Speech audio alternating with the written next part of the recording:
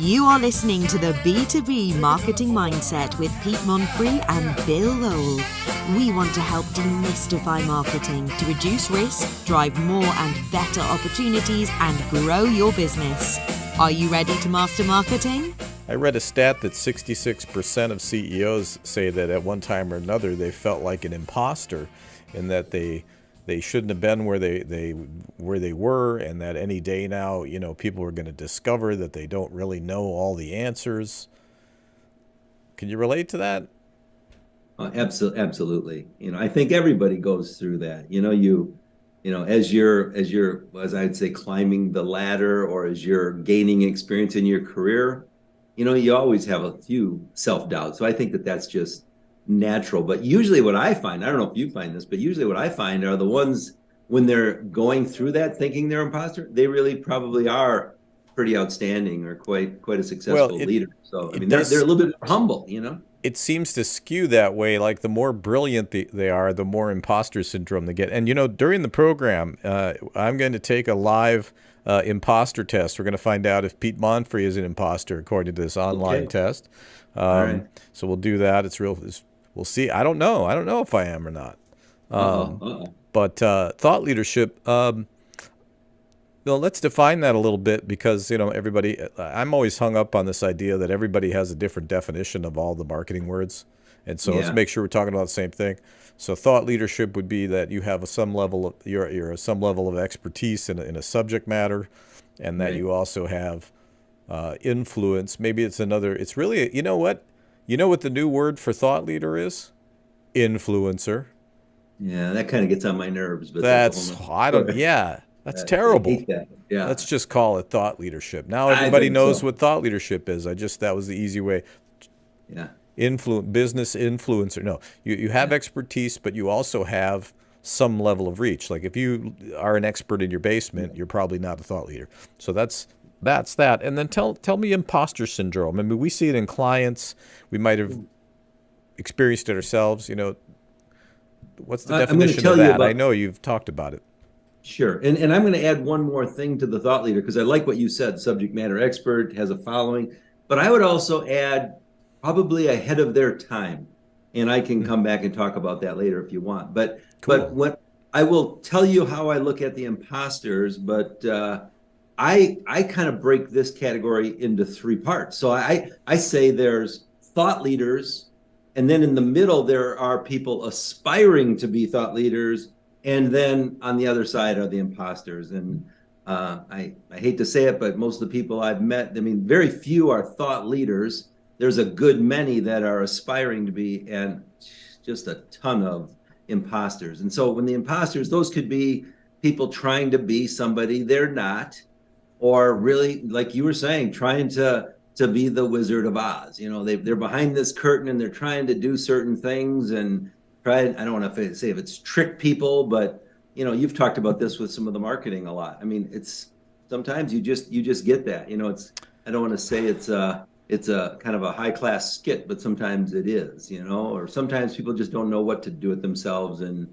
they follow somebody else. They're imposters, but they're following somebody else. And well, sure, I think terrible.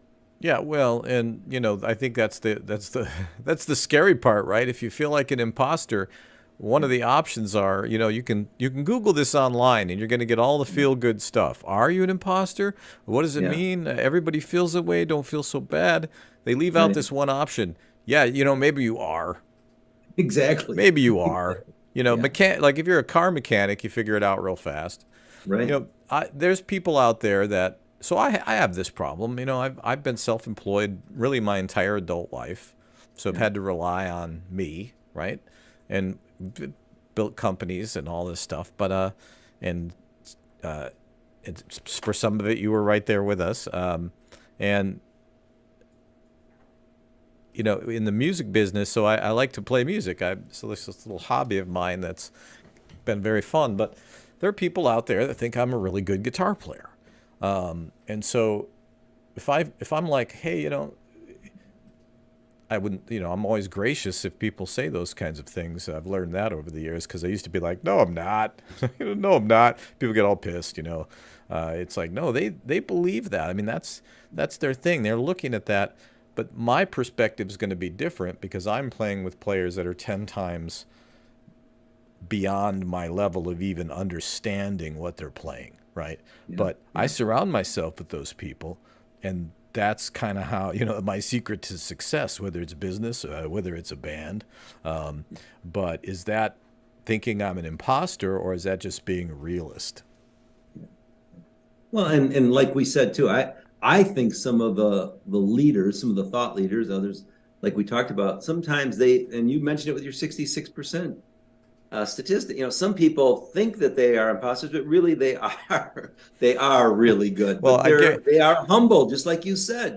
So I think it just depends. I've played for enough people now that I guarantee you a sizable portion think I'm terrible, and so maybe it evens its way out. But the feeling creeps in, especially if you're somebody that sells expertise for a living. You put yourself up as an expert. What's an expert?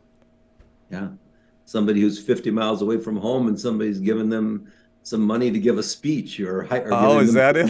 Money to do a project. So it's just that easy. It is. No, well, I mean, really, what makes an expert?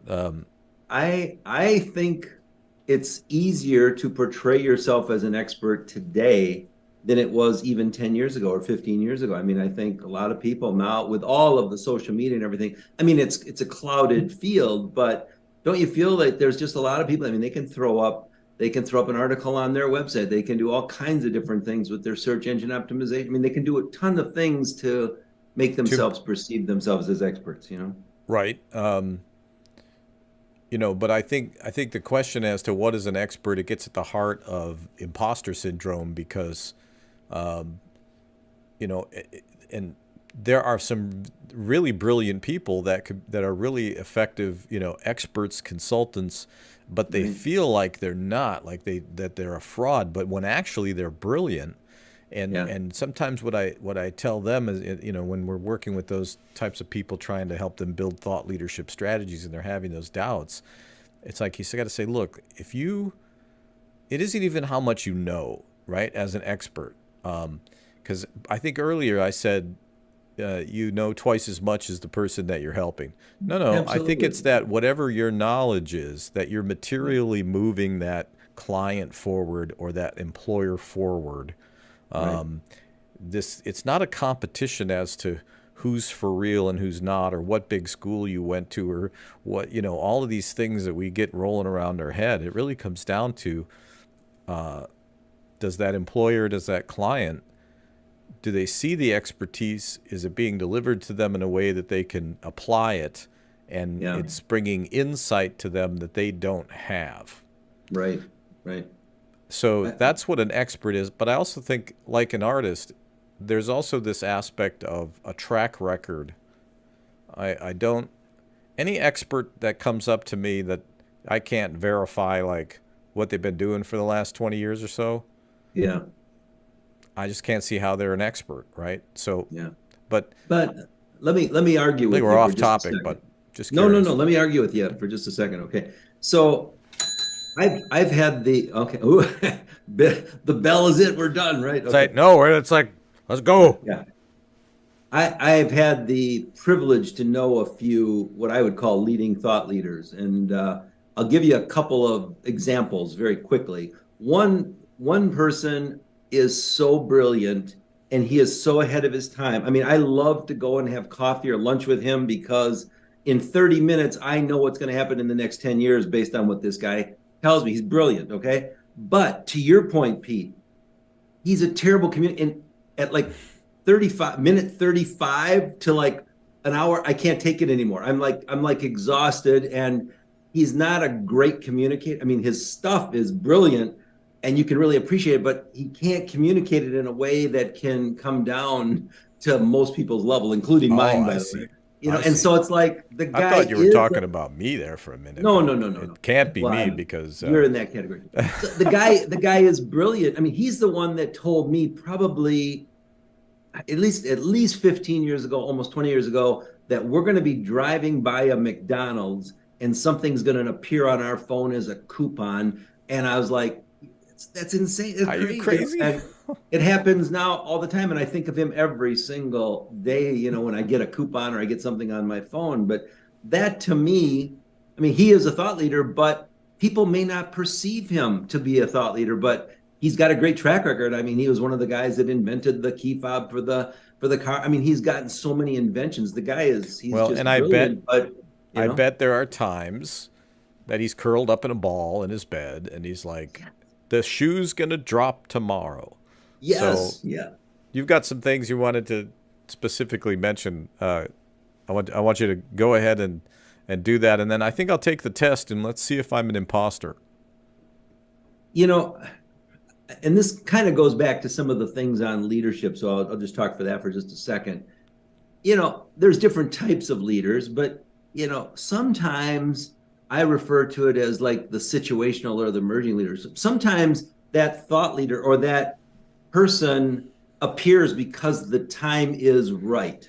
I don't know if that makes sense to you. So it's like maybe they don't think of themselves as a thought leader, or maybe they don't think of themselves even as a leader at all. But all of a sudden, some kind of situation in their business called for them to do something, or some kind of market opportunity came and they arose and they took it, and all of a sudden here they are. And that's why I think there's that imposter syndrome too, because all I did was I just stepped in and did what needed to be done, or and Like it's I didn't whoa, earn it. Like they don't feel like they earned it.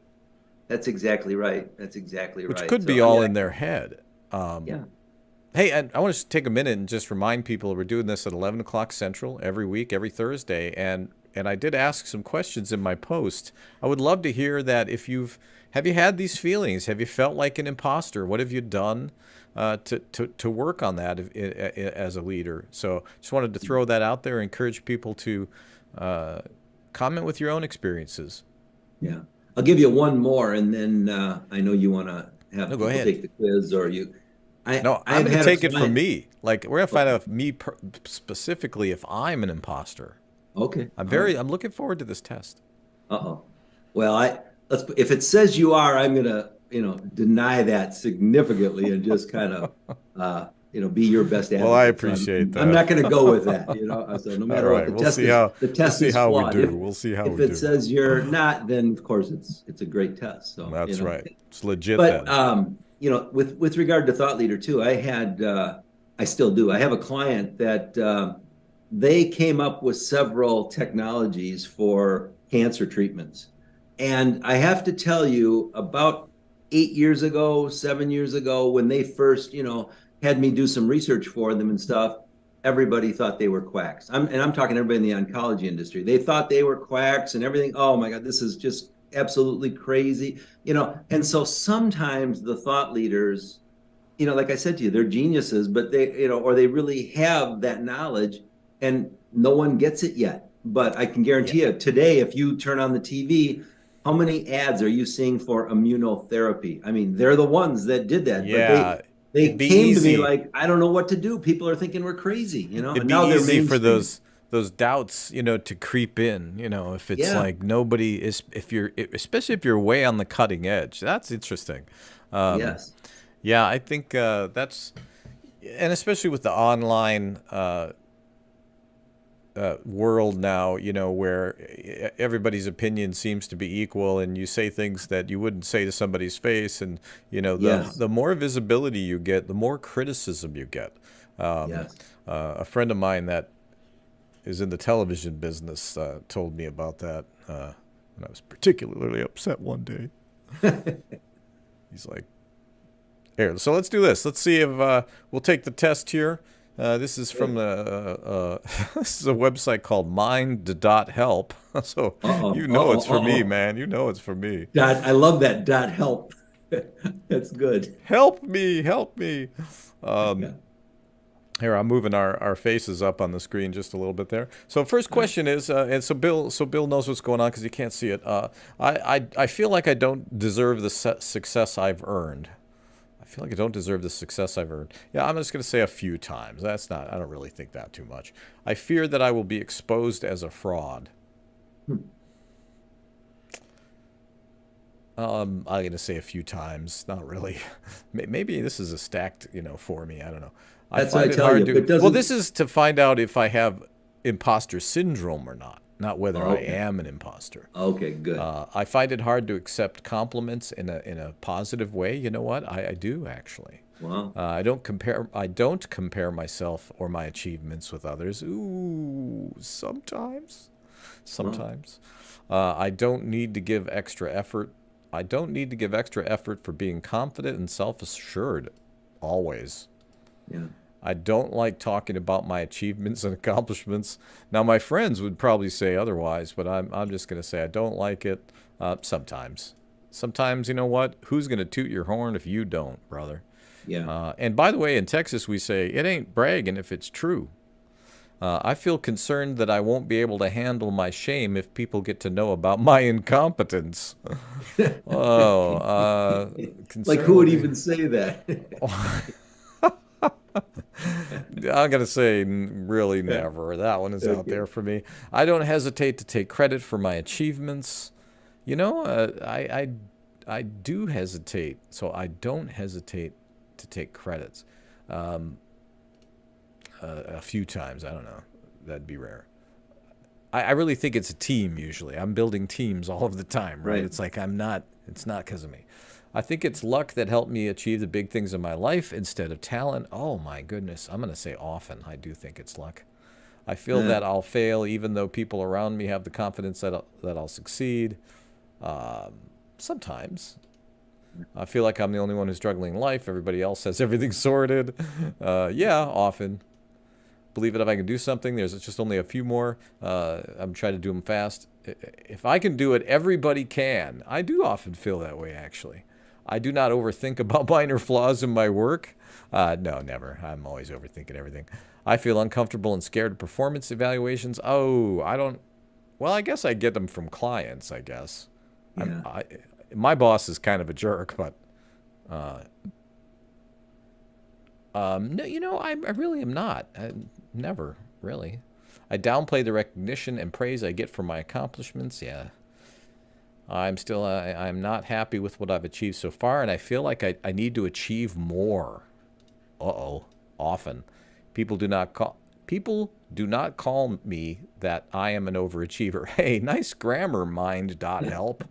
Yeah. Maybe you should go to grammar.help. Yeah. Now, if you come out as an imposter, we've got legitimate excuses that this quiz is not right. I can't understand it. People do not call me that I'm an I think they're saying people don't call me an overachiever. Right. You know what? Sorry, everybody calls me an overachiever. I seek validation and approval from authority figures like my parents or my boss. Don't have a boss. I'm going to have to say never on that one. I doubt my capabilities, potential, and intuition. Never. I tend to dwell in the past and I have fears about the future. Oh my goodness. Sometimes I still like REO Speedwagon. All right, mild indication of imposter syndrome. I scored 39 out of 80, and my score indicates that you have mild significant traits of imposter syndrome. You might keep sometimes a few negative thoughts about your success and accomplishment. You might also doubt work spontaneously in a few cases without blah, blah, blah, blah, blah.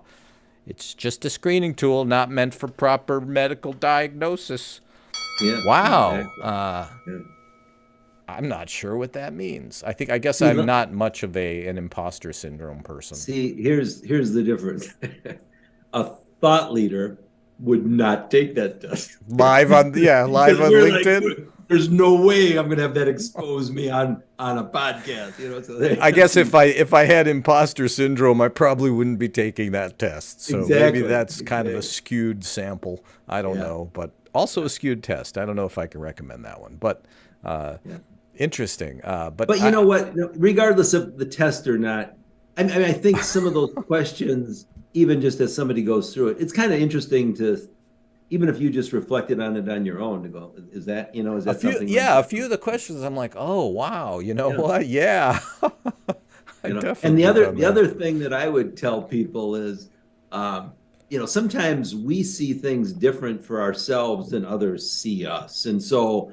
I mean, like if I took that test for you of how I, have known you over 30 years, I mean, I would totally give it some different things, and then you might see it. And so, I mean, so the moral of the story is sometimes ask somebody else who knows you pretty well. What do they think of it? I mean, Well, I knew that you would get a kick out of it because, you're like in the business of creating survey instruments and these kinds of things and tests and this sort of thing. But that was actually a pretty terrible one, wasn't it?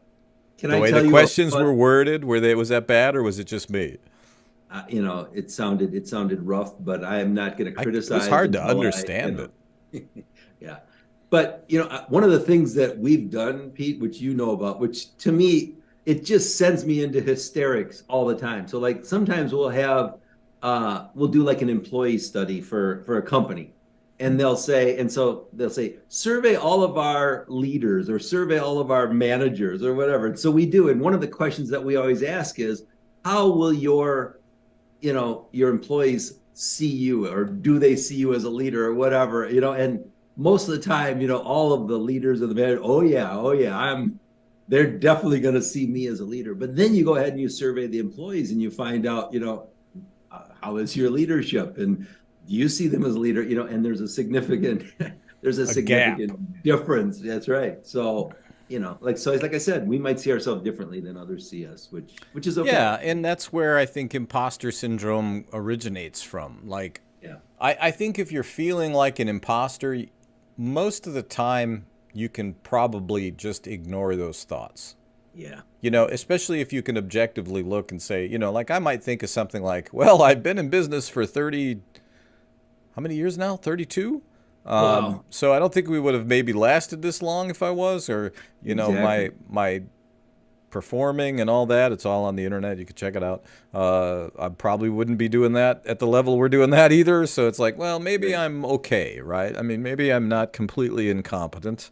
I did fix my wife's car. Hey, that is a great positioning statement. I am not thoroughly incompetent. I'm not completely incompetent. Good. That is good. I'm going to use that in my company, my bio. That would be great. But I did fix the wife's windshield wiper squirters yesterday. So wow. Yeah, wow. See? So I must not be an imposter, but impressive. I am an expert of disguise. I think it's a great topic, and I think I think it's one that. And any closing thoughts?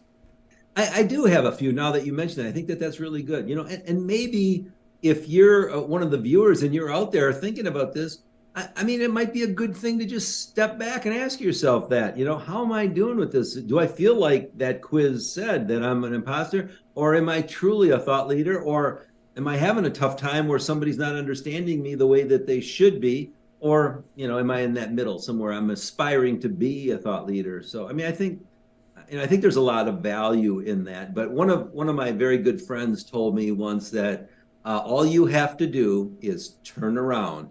And if you see somebody following you, then you're a leader. But if there's no one behind you, you know the truth.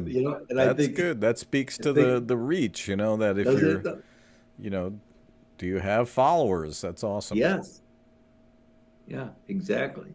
So anyhow, how about you? Do you have any? Well, those followers could be total morons, but absolutely, usually they're not.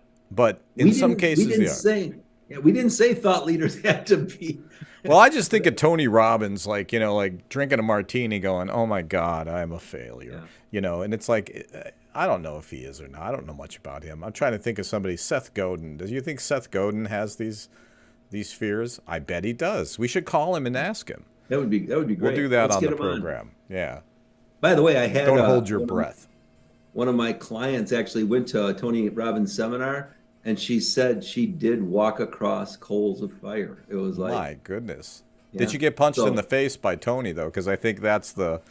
Oh, is that part this of guy's? It? He's like an animal. Okay. He's a muscly man. She didn't say that. She said very positive things, and it was quite a growth experience for her. So I who got knows? the Tony punch in the face. Uh-oh. All right, next point. I don't have any more points. Oh, I think no. I was kind of giving you. I thought I was Larry King there for a minute. Okay. Did you notice it? I mean, if you want me to make something up, I'll be an imposter and I'll do that, But yeah. Well, you are Bill Lowell, and I know that because I've known you for a long time, and awesome to see you. we're gonna tune it out. But you know what? I hope you'll comment, tell us about your experiences. We've got a lot of great programs coming up. You know what we should do is we should announce some of the topics that are coming, but the best way right now is hit the links, go check out our profiles, give us a follow. You've been listening to the B2B Marketing Mindset with Pete Monfrey and Bill Lowell. Add to the conversation by commenting, sharing and liking. And don't forget to subscribe and check out the links in the comments. Learn more at b2bmarketingmindset.com.